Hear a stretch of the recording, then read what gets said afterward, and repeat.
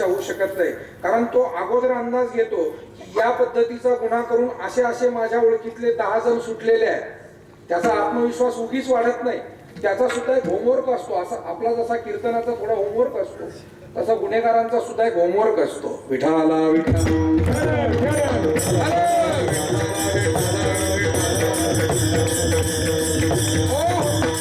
गुन्हेगारांचा homework आहे. त्यांना माहिती आहे अनेक पोलीस चांगलं काम करत असले तरी यांच्यातच भ्रष्ट असलेली माणसं सुद्धा पुष्कळ आहे. आपण पाहिलं नगर जिल्ह्यामध्ये जे दारू पिऊन लोक आता मेली, कुठं दारू निर्माण करत होते? सिव्हिल हॉस्पिटलमध्ये. सिव्हिल हॉस्पिटलची बंद पडलेली कॅन्टीन, त्याच्यामध्ये बनावट दारू तयार करण्याचा उद्योग. आणि ते अनेक पोलीस अधिकाऱ्यांना कर्मचाऱ्यांना माहिती, कारण नगरचं सिव्हिल हॉस्पिटल हे पोलीस चौकी त्याच्या समोरच आहे, टोकावर तिथे असेल, आणि त्याच्या पाठीमागे सिव्हिल हॉस्पिटल आहे. म्हणजे हे सगळं हाकेच्या अंतरावर आहे. आणि या लोकांना माहित नाही असं म्हणण्याचं अजिबात कारण नाही. त्यांना माहिती असतं, ज्यावेळेला शोध घ्यायचा त्यावेळेला ते घेत असतात. मग ही बनावट दारू तिथे तयार केली जात होती, पोलीस अधिकाऱ्यांच्या आशीर्वादाने ती विकली जात होती. पण जेव्हा 8 माणसं मेली, त्यांना आता माहिती होतं आता चौकशी लागणार, आता काय करणार. मग कालपर्यंत ज्या गुन्हेगारांच्या सोबत पोलीस चहा पिताना दिसत होते, काल नाही त्यांनी आज लगेच त्यांना धरून आणलं, मारायला सुरुवात केली. हे गुन्हेगार आहे. पण जे काठ्या घेऊन मारत होते, एका दृष्टीनं ते सुद्धा गुन्हेगारच होते, कारण कालपर्यंत ते त्यांच्या बरोबर जेवण करत होते, कालपर्यंत त्यांचे हत्या घेत होते. पण हे सगळं काय चालतं? छत्रपती शिवाजी महाराजांच्या राजवटीला आपण विसरलो म्हणून हे सगळं चाललंय. त्या पद्धतीचा जर कठोर नियम, कठोर कायदा, जो कोणी गुन्हा करेल त्या गुन्हेगाराचं कोड कौतुक करण्यापेक्षा हल्ली आमच्याकडे ते मानव अधिकार नावाचे फॅड आहे. फॅडच आहे. म्हणजे एखाद्यानं 100 माणसं मारायची आणि त्याला फाशी द्यायची वेळ आली की हा मानव अधिकार तिथे येऊन उभा राहणार. की फाशी देणं हा अमानुष कायदा आहे. आणि अरे पण त्यानं अमानुषपणे 100 माणसं मारली, तेव्हा हा मानव अधिकार काय झोपतो का?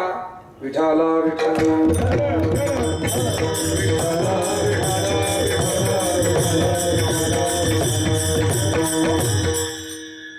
हिंदू धर्मामध्ये सुद्धा अहिंसेचं महत्व फार मोठं आहे.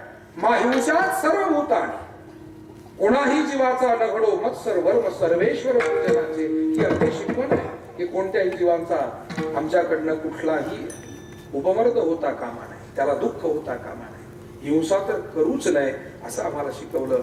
पण तेच तुकाराम महाराज सांगतात की होय, जर का अन्याय सातत्यानं होत असेल, नाठाळाचे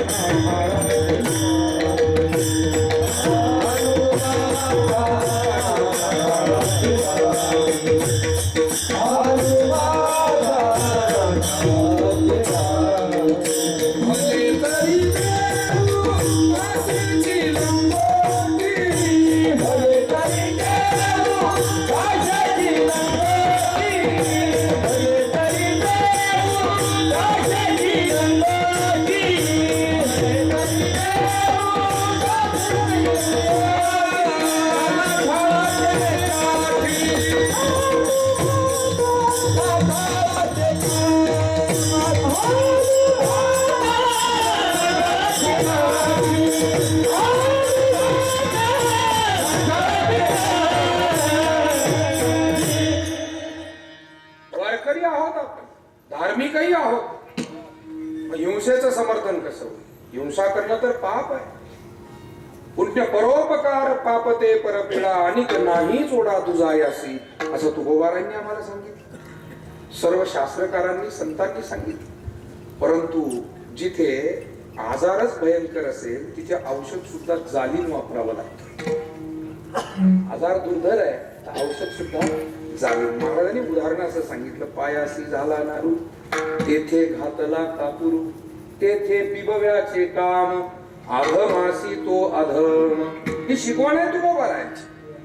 नारू सारखा पूर्वीच्या काळी काही आजार असे होते की त्याच्यावर औषधीच नव्हती, मोठ्या कठीण परिस्थितीमध्ये. आणि मग झाडपाला असेल, आपल्या घरातल्या काही वनस्पतीजन्य पदार्थ असतील, त्यातूनच उपचार केले जायचे. महाराजांनी सांगितलं नारू सारखा आजार पायाला झाला. म्हणजे हा नारू आजार 350 वर्षापूर्वी सुद्धा होता. ज्या अर्थी तो तुकाराम महाराजांच्या अभंगात आला, गाथेत आला, म्हणजे त्यावेळी होता. पायाशी झाला नारू आणि तेथे घातला कापूर. कापूर म्हणजे सौम्य औषध. तुकाराम महाराज म्हणले नारू सारखा जर प्रचंड आजार आहे आणि कापुरासारखं जर सौम्य औषध तुम्ही घालणार असाल तर किती दिवस हे औषध लावलं तरी तो आजार बरा होणार नाही. मग त्याला औषध कसं? तेथे बिबव्याचे काम. बिबा फोडा, त्याचं तेल काढा आणि ते तिथे घाला.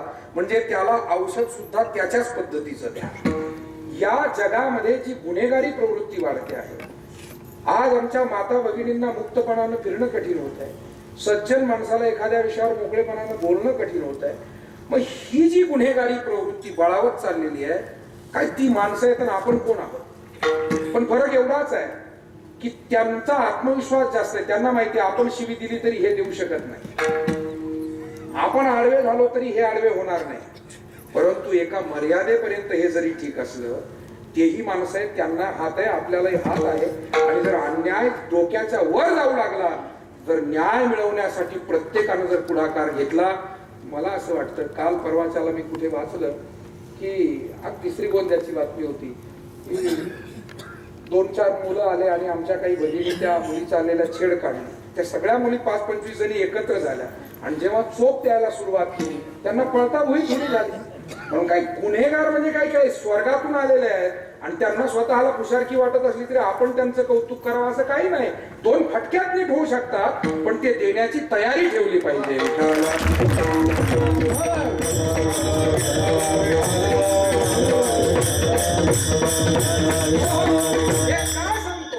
हे शिवजयंतीला सांगणं गरजेचं वाटतंय. त्याचं कारण शिवराय या प्रवृत्तीनं जगत होते. शिवरायांनी कधीही अन्यायाचं कौतुक केलं नाही, अन्यायाचं समर्थन केलं नाही आणि अन्यायाला गोंजारतही बसले नाही. आज दुर्दैवानं राजकारण ज्या पद्धतीनं सुरू आहे, लोकशाही ज्या पद्धतीनं विक्षिप्त पद्धतीनं चाललेली आहे की सज्जनाचं संतुष्टीकरण करण्यापेक्षा लोकशाहीमध्ये मला असं वाटतं की दुष्ट दुर्जन जो समाजाला घातक त्रासदायक आहे त्याचंच तुष्टीकरण जास्त करण्याची वेळ लोकशाहीतल्या या लोकांवर आलेली आहे. सज्जनाचं तुष्टीकरण ते फारसं करत नाही, पण जो दुर्जन आहे त्याचं तुष्टीकरण ते केल्याशिवाय राहत नाही. आणि तिथून खऱ्या अर्थानं समाज व्यवस्थेला जी खिळखिळीपणा येतो, जो एक त्रास सगळीकडे होऊ लागतो. आणि मग अधर्म वाढला म्हणजे काय? अधर्म वाढला म्हणजे दुसऱ्या धर्माचे लोक वाढणं म्हणजे अधर्म वाढणं, अशी चुकीची व्याख्या करून घेऊ नका. धर्म कोणताही असू द्या, काही फरक पडत नाही. परंतु माय भगिनीकडे वाकड्या नजरेनं पाहणारे लोक वाढणं म्हणजे अधर्म वाढणं. सज्जन माणसाला त्रास देणाऱ्या लोकांची संख्या वाढणं म्हणजे अधर्म वाढणं. आणि मला असं वाटतं हे काही कोण्या धर्मातूनच फक्त घडत नाही, त्या सर्वच ठिकाणी त्या प्रवृत्ती आज मी पाहतोय की पूर्वी एखाद्या ठिकाणी चोरी झाली तर अमक्या तमक्या जातीकडे बोट दाखवलं जायचं. ही परिस्थिती कधीची 5-25-50 वर्षापूर्वी. चोरी झाली, दरोडा पडला तर कोणी घातला असेल, त्या काळी 5-25 गावात एखादा दरोडेखोर प्रसिद्ध असायचा आणि सगळ्यांची बोट तिकडे जायची. म्हणजे असा हा एवढा धाडसी दरोडा त्याच्याशिवाय दुसरा कोणी चालू शकत नाही. म्हणजे विशिष्ट व्यक्तीकडे बोट दाखवलं जायचं, विशिष्ट जातीकडे बोट दाखवलं जायचं 25-30-50 वर्षापूर्वी. आता जेव्हा गुन्हे घडत आहेत, आता जेव्हा चोऱ्या होत आहेत, आता अशी कोणती जात राहिली की ज्याच्यातले लोक या सगळ्या गुन्ह्यांमध्ये नाही? मला वाटतं कोणत्याच जातीनं वर नाक करून बोलावं अशी परिस्थिती उरलेली नाही. विठाला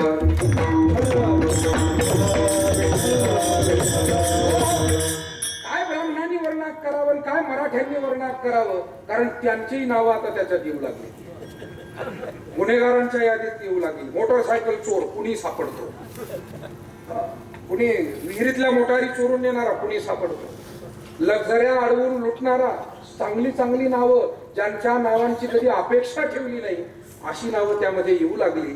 ही गोष्ट फक्त टीकेपुरती नाहीये, समाज व्यवस्था किती बिघडलेली आहे आणि कशामुळे बिघडली त्याचं मूळ कारण गुन्हेगारांचा आत्मविश्वास वाढला या दुबळ्या कायद्यांमुळे किंवा कायद्याची अंमलबजावणी न झाल्यामुळे. आणि छत्रपती शिवाजी महाराज आणि त्यांची राजवट आज ही शिवजयंती साजरी करायची, आज आपण जोरानं घोषणा दिली, महाराजांची एखादी मिरवणूक काढली, काल मी जुन्नरून आलो, शिवनेरीच्याच परिसरात कीर्तन होतं.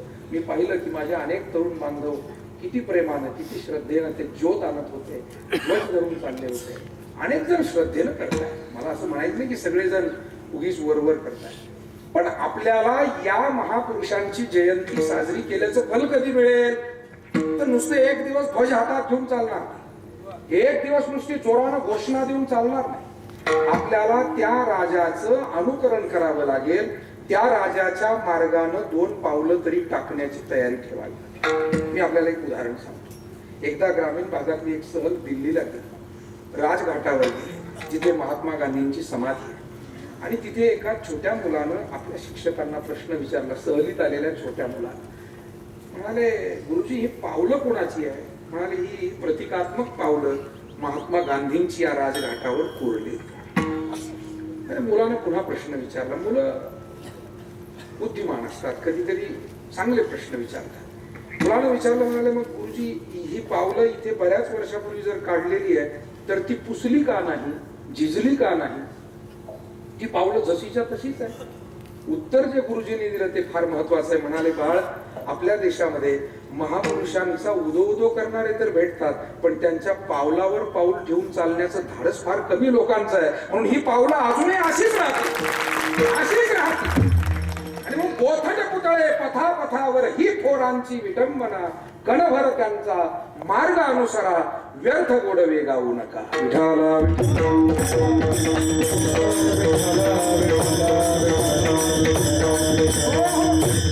कुसुमाग्रजांची कविता मी आपल्या पुढे मांडली. बोथट पुतळे पथापथावर ही थोरांची विटंबना. आज आम्ही पुतळे उभे केलेत, आज आम्ही स्मारक उभी केली, पण कुसुमाग्रजांच्या दृष्टीनं ते सगळं उभं करणं म्हणजे एका अर्थानं विटंबनाच आहे. त्यापेक्षा ते म्हणतात, कणभर त्यांचा मार्ग अनुसरा, व्यर्थ गोडवे गाऊ नका. व्यर्थ गोडवा गाण्यापेक्षा आम्हाला कणभर तरी त्यांचा मार्ग अनुसरण करता येईल का? आणि होय, त्या मार्गाने जर गेलो तर छत्रपती शिवरायांचे आम्ही मावळे आहोत, छत्रपती शिवरायांचे आम्ही भक्त आहोत, या महाराष्ट्राचे आम्ही खरे वारकरी आहोत. कोण होते छत्रपती शिवाजी महाराज? जे आई जिजाऊच्या शब्दाच्या बाहेर कधी गेले नाही, ते छत्रपती शिवाजी महाराज. आहे तयारी आपली चालण्याची या मार्गाने? तिच्या आईच्या इच्छेला ज्यांनी कधीही टाळलं नाही, आई सांगेल त्या पद्धतीनं मार्गक्रमणा करण्याचा प्रयत्न, आईनं केलेल्या संस्काराचं स्मरण ठेवून मार्गक्रमणा करण्याचा प्रयत्न. आम्हाला कधी कधी आई काय म्हणते हे ऐकायलाही येत नाही, वडील काय सांगतात हे आमच्या ध्यानात येत नाही. मग आज जर आमचे बंधू, आमच्या भगिनी जर आई वडिलांचं ऐकणार नसतील तर मला असं वाटतं त्यांना छत्रपती शिवाजी महाराजांच्या मार्गाने आपण चालतोय की न चालतोय याचं आत्मपरीक्षण त्यांनी केलं पाहिजे. कोण होते छत्रपती शिवाजी महाराज? तर ज्यांच्या मावळ्यांमध्ये फक्त एका जातीचे, एका परिस्थितीचे नाही, जे श्रीकृष्णाने केलं ते छत्रपती शिवरायांनी केलं. श्रीकृष्णाचा जसा पेंड्या, वाकड्या, सुदामा, बोबड्या, समाजातले सर्व घटक त्यांनी सोबत घेतले होते. हे रयतेचं राज्य, हे स्वराज्य छत्रपती शिवाजी महाराज जर म्हटले असते की फक्त 96 कुळी, फक्त देशमुख, फक्त मराठे, नाही नाही नाही नाही. त्यांना माहिती होतं सत्तेसाठी सगळे नातलग जवळ येत राहतात, पण लढाईला मात्र मावळे लागतात. आणि मावळे फक्त एका जातीतले नसतात, ते सर्व स्तरातले असतात. ज्याची ज्याची देशावर निष्ठा आहे, ज्याची ज्याची धर्मावर निष्ठा आहे, तो तिथून आणावा लागेल. हा माझा नातेवाईक आहे आणि हा माझ्या जातीचा आहे, अशा संकुचित भावनेने शिवाजी महाराज गेले असते तर मला वाटतं स्वराज्य निर्माणच झालं नसतं, ते तुम्हाला आम्हाला मिळालंही नसतं. विठाला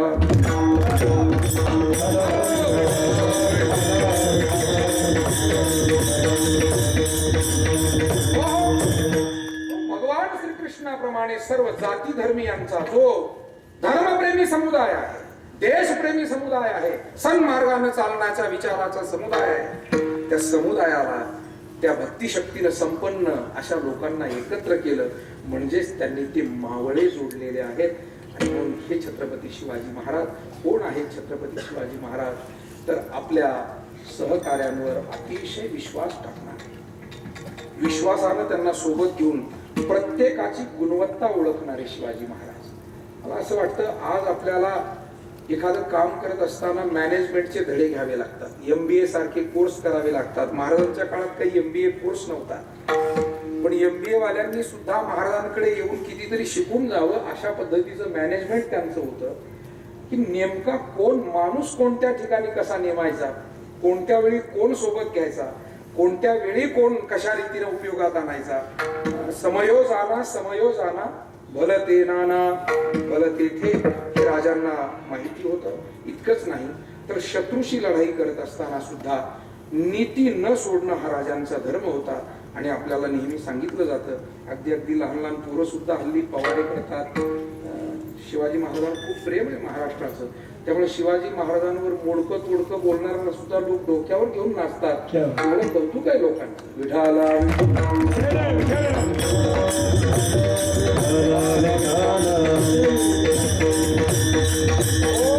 इतकं प्रेम करतात लोक, इतकं प्रेम करतात की काही काहींनी आपल्या व्याख्यानाचे भाव 40-40 हजार केले.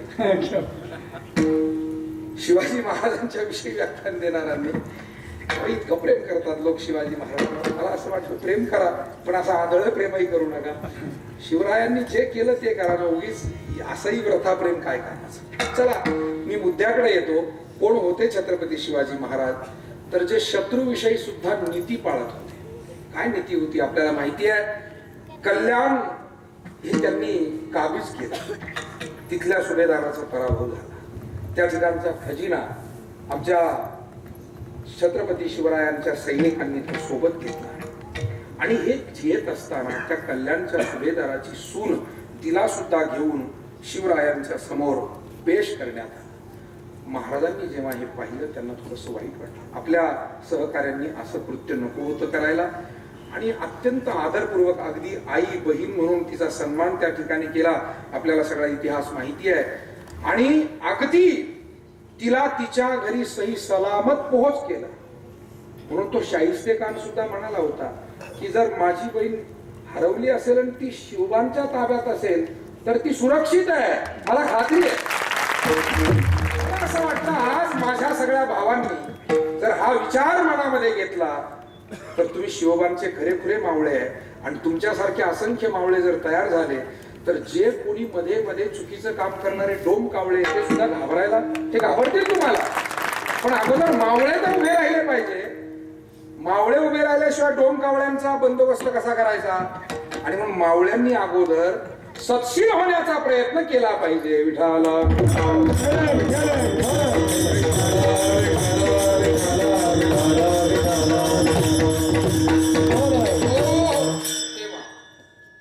छत्रपती शिवाजी महाराजांनी 350 वर्षापूर्वी जे काम सुरू केलं तुकोबार आहे त्याच काळी तेच काम करत होते. एका बाजूला शक्तीची उभारणी या राष्ट्रासाठी होत होती, तर दुसऱ्या बाजूला भक्तीतून त्या शक्तीला एक विवेक दिला जात होता, एक दिशा दिली जात होती. जसं गाडी चालवण्यासाठी गिअर महत्वाचा आहे, ऍक्सेलरेटर महत्वाचा आहे. कारण ऍक्सेलरेटर आणि गिअर याच्यातून गती मिळते. पण नुसतीच गती असेल आणि त्याला दिशा नसेल तर काय होईल, अपघात होईल. आणि म्हणून त्याला दिशा देण्यासाठी स्टिअरिंगची गरज लागते. तसं मला असं वाटतं जीवनामध्ये शक्ती गरजेची आहे. दुबळ्यांचं या जगामध्ये कुणीही ऐकत नाही. शक्ती असावी लागेल. मग ती शक्ती तुमच्या चारित्र्याची असेल, ती शक्ती तुमच्या ज्ञानाची असेल, ती शक्ती सत्तेची असेल, ती शक्ती शरीराची असेल, ती शक्ती तुमच्या सुस्वभावाची असेल. कारण शक्ती फक्त नुसती शरीरातलीच नसते, ती अनेक प्रकारची असते. आणि शक्तीशिवाय तुमचं या जगामध्ये कुणी ऐकून घेणार नाही. विठाला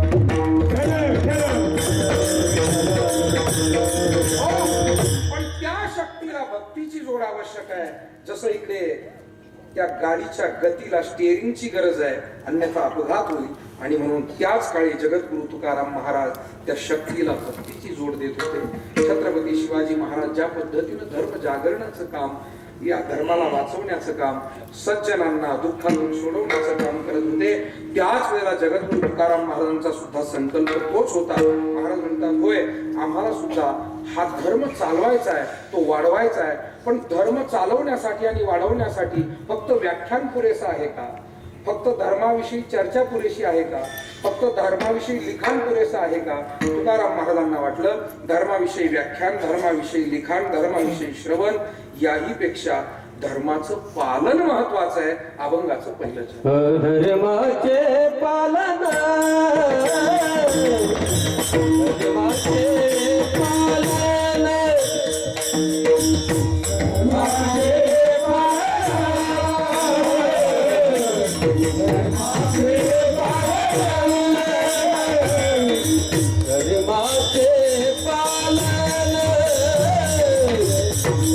धर्माचे पालन धर्माचे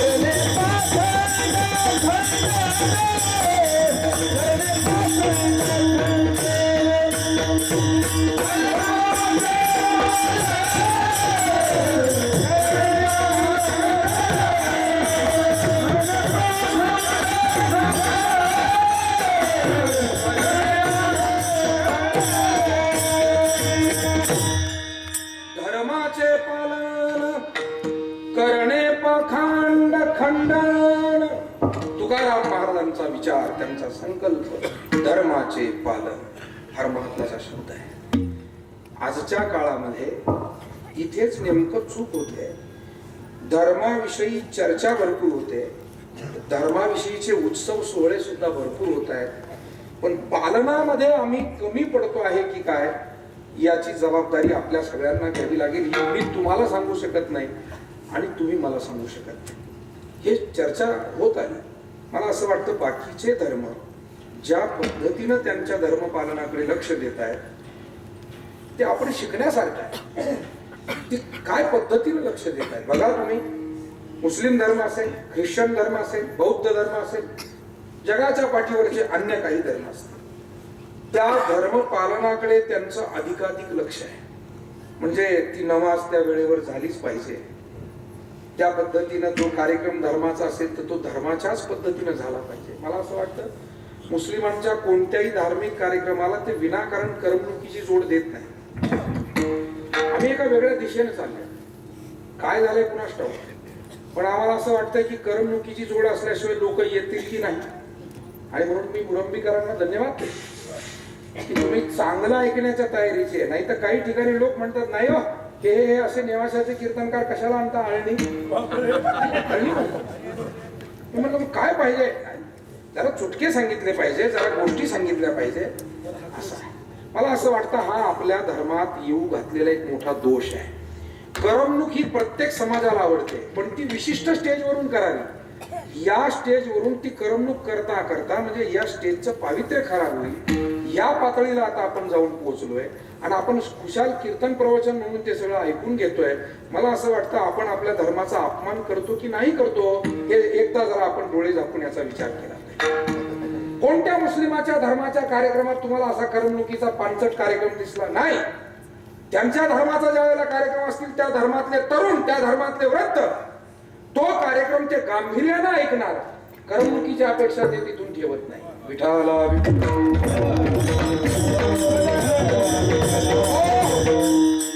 आणि मग आम्ही नुसता अभिमान करून काय करायचं? भगव्याचा आम्हाला अभिमान आहे, नुसतं सांगून काय उपयोग? हिंदू धर्म आम्हाला त्याचा गर्व आहे, नुसतं सांगून काय उपयोग आहे? आहे का आमची त्या धर्मतत्वाकडे येण्याची तयारी? आणि जर नसेल तर हा धर्म धोक्यात जर उद्या आला तर याचा दोष कुणी एकावर देऊ नये. हा दोष आपल्या सगळ्यांवर. कारण आपल्याला जर धर्माचे मूळ विचार ऐकूनच घ्यायचे नसतील, मूळ विचार सांगायला लागले की फार जड झालं हो कीर्तन, मग काय पाहिजे काय तुला? काहींना हल्ली कीर्तनात तमाशा आवडतो. मला असं वाटतं या तमाशगिरांना एकदा बाहेर काढलं पाहिजे. जा बरं तमाशा ऐकायला. तुम्हाला जर तमाशाच आवडतो तर तमाशा जाऊन ऐकून या, परंतु कीर्तनाचा तमाशा करू नका. कीर्तनाच्या या जागेवरनं माझ्या माय भगिनींना खाली मान घालावी लागेल, वडीलधाऱ्या माणसांना अवमानकारक वाटेल, जे शास्त्रबाह्य असेल अशा चांगले विचार तुम्हाला कितीतरी बोलण्यासारखे आहे, मग तुम्ही खाली घसरता का? विठाला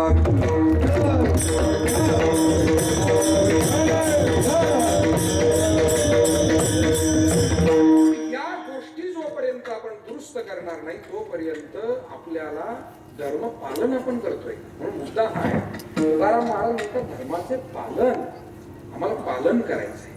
आम्ही व्याख्यान भरपूर देतोय, सोहळे भरपूर करतोय. सोहळ्यांना कुठेही आपला हिंदू धर्म सोहळे करण्यामध्ये जगात नंबर 1 आहे. आपण कुठेही त्या बाबतीत कमी नाही. सण साजरे करणं असेल, जयंत्या साजऱ्या करणं असेल, पुण्यतिथ्या साजऱ्या करणं असेल किंवा आमच्यासारख्या जिवंत बुवांचे वाढदिवस हत्तीवर बसून करणं असेल, फार लोकांना आवडतं. कशाला करतात कुणास ठाऊक, पण लोकांना फारच आवडतं. काय लोक आणि आम्हालाही आवडतं. आम्ही भोळ्या बाबड्या लोकांची भावना काढा, आमच्या मिरवणुका काढा, आमच्यासाठी फटाके. आता पूर्वी पुढारी लोकच हे करायचे, हल्ली बुवा लोकांना सुद्धा हा मोह तयार व्हायला लागला. हे सगळं होत आहे, पण आम्ही पालन करतोय का? मी तर मगाशी सांगितलं, छत्रपती शिवाजी महाराज आईची आज्ञा पालन करत होते, देवीची सेवा करत होते, गरिबांकडे लक्ष देत होते, धर्मग्रंथातील आदर्श चरित्र वाचत होते, श्रवण करत होते, त्याच्या समोर ते आदर्श ठेवत होते. सल्लागारांमध्ये चांगल्याच लोकांचा सल्ला ते घेत होते, माय बहिणींचा ते आदर करत होते. मग या सगळ्या गोष्टी जर आम्ही पालन करत असलो तरच आम्ही धर्माचं पालन करतोय. अन्यथा धर्माचं नुसतं बरोबर व्याख्यान त्याचा काहीही उपयोग आम्हाला होणार नाही. मी आपल्याला उदाहरण सांगतो म्हणजे आपल्या लक्षात येईल. काय झालं, एका गावामध्ये असा हरिनाम सप्ताह आणि एक गृहस्थ व्याख्यानासाठी बोलावले. योगायोगानं दिवस एकादशीचा होता आणि ज्यांनी व्याख्यान दिलं तेही एकादशी या विषयावरच बोलले. 2 तास एकादशी हा विषय त्यांनी पटवून दिला. एकादशीची उत्पत्ती कशी झाली, 12 महिन्यामध्ये येणाऱ्या 24 एकादशी, त्यांची नावं काय, त्यांच्या संक्षिप्त कथा काय, एकादशीचं आरोग्याच्या दृष्टीनं महत्व काय, एकादशीचं अध्यात्माच्या दृष्टीनं महत्व काय, एकादशी व्रत एका राजानं करून नगरीच वैकुंठाला कशी नेली, म्हणजे हे सगळे मुद्दे तो अगदी तयारीनं आलेला होता. आणि एवढं सुंदर एकादशीचं व्याख्यान झालं, लोक तृप्त झाले, खूप आनंद झाला. व्याख्यात्यांचं व्याख्यान संपलं. त्यांना एका घरी फराळासाठी म्हणून नेलं. सर्वांना फराळाची ताटं वाढली. व्याख्यान करणाऱ्याला फराळाचं ताट दिलं आणि त्यानं सांगितलं, रोहिदास महाराज, मला फराळाची गरज नाही, मला भाजी भाकरी पोळी भाजी आणली तरी चालेल. तोंडाला फेस येईपर्यंत एकादशी आम्हाला सांगितली. आणि कुशाल थोड्या वेळानं लाज सोडल्यासारखा तो काय म्हणतोय व्याख्याता, मला पोळीन भाजी आणली तरी. मी म्हणतो काहींना एवढाही कॉमन सेन्स असू नये का, खायचीच तर आपल्या घरी जाऊन खावी, तिकडे मारावं. एवढाही कॉमन सेन्स नाही का? पण 4 लोकांमध्ये तुम्ही ज्या नजरेनं लोक